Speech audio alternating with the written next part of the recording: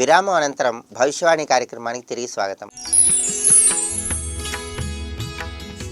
ఇప్పుడు సమస్య పరిహారం అనే శీర్షికన దైనందిన జీవితంలో సమస్యలు ఎదురైనప్పుడు ఆ సమస్యల నుంచి సులభంగా బయటపడటానికి ఎటువంటి పరిహార మార్గాలు పాటించాలో పరిశీలిద్దాం.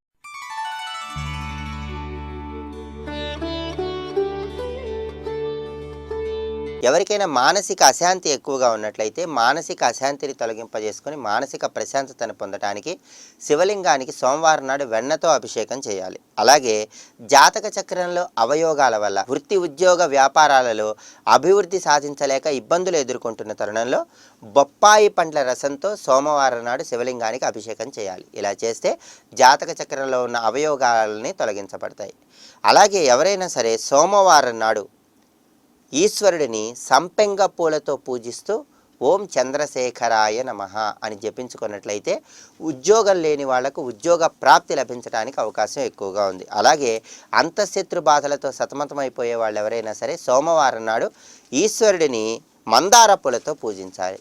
అలా మందార పూలతో పూజిస్తే అంతఃశత్రు బాధలు నివారింపజేసుకొని శత్రువులను సైతం మిత్రులుగా మార్చుకోవచ్చు. అలాగే సంతానం జీవితంలో అభివృద్ధి సాధించలేక మీకు మానసిక ఆందోళన ఉన్నట్లయితే సోమవారం ఈశ్వరుడిని తామర పూలతో పూజించండి.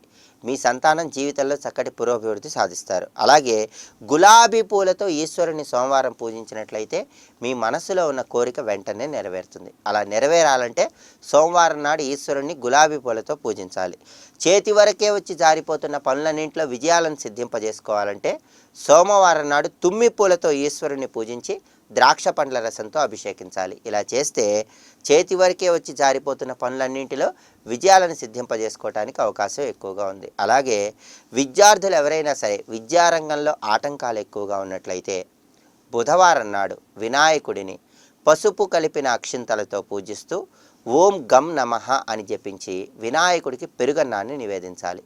వినాయకుడికి నివేదించిన పెరుగన్నాన్ని ప్రసాదంగా స్వీకరించాలి. అలాగే ఓం ఐం నమః అంటూ సరస్వతీదేవిని తెల్లటి పుష్పాలతో పూజించాలి. ఇలా చేస్తే విద్యా సంబంధమైన వ్యవహారాల్లో ఆటంకాలు తొలగింపజేసుకొని విద్యార్థులు విద్యలలో విశేషంగా రాణించడానికి, పోటీ పరీక్షలలో అత్యున్నత స్థాయిలో రాణించడానికి గణపతి సరస్వతి ఇద్దరి యొక్క అనుగ్రహాన్ని సులభంగా పొందడానికి ఆస్కారం ఎంతగానో ఉంది. అలాగే వివాహ ప్రయత్నాల్లో ఎవరికైనా సరే ఆటంకాలు ఎక్కువగా వస్తూ ఉన్నట్లయితే ఒక పావు కిలో పసుపు కొమ్ములు తెలుపు రంగు వస్త్రంలో మూట కట్టి 3 బుధవారాలు రామాలయంలో ఉన్నటువంటి పూజారికి సమర్పించాలి.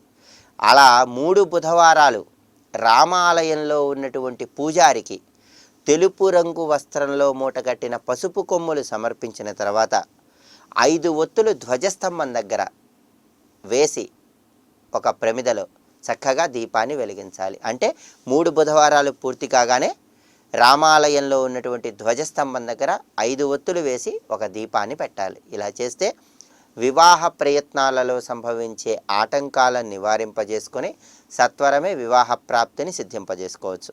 అలాగే ఐశ్వర్య ప్రాప్తికి ఆర్థిక వృద్ధికి శుక్రవారం నాడు లక్ష్మీదేవిని ఎర్రటి పూలతో పూజించి బెల్లం పొంగల్ నివేదించి ఎర్రటి కందులు అమ్మవారికి నివేదించాలి. అమ్మవారికి నివేదించినటువంటి ఎర్రటి కందులను నానబెట్టి మర్నాడు ఉదయం గోమాతకు ఆహారంగా తినిపించాలి. నానబెట్టినటువంటి ఎర్రటి కందులను గోమాతకు ఆహారంగా తినిపించినట్లయితే ఐశ్వర్య ప్రాప్తికి ఆర్థిక వృద్ధికి ఈ పరిహారం చాలా చక్కగా ఉపయోగపడుతుంది.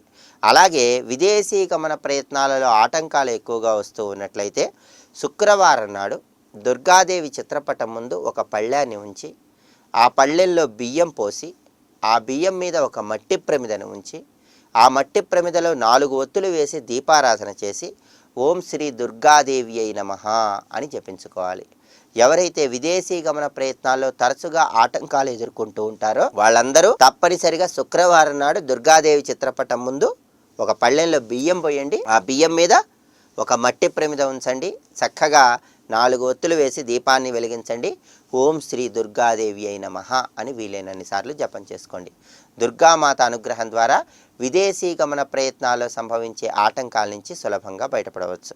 అలాగే వ్యాపారంలో నష్టాలు ఎక్కువగా వస్తూ ఉన్నట్లయితే వ్యాపారంలో నష్ట నివారణకు వ్యాపార వృద్ధికి బుధవారం నాడు శ్రీ మహావిష్ణువుని ఎర్రగన్నేరు పూలతో పూజించాలి. శ్రీ మహావిష్ణువు చిత్రపటం